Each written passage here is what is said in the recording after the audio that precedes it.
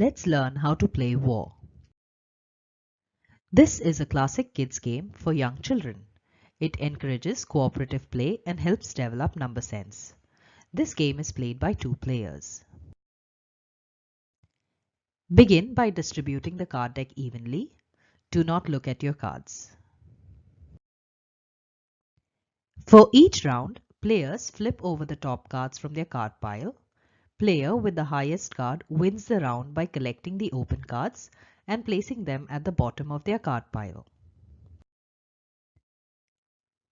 If the flipped over cards match, players go to war. Each player picks 4 cards and places 3 cards face down and 1 card face up. If the face up card is an action card, player needs to perform the action and pick the next card from the top of their card pile and place it face up.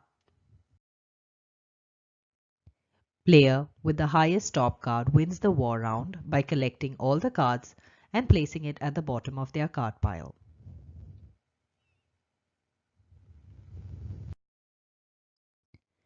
Play ends when one player wins all the cards and wins the game.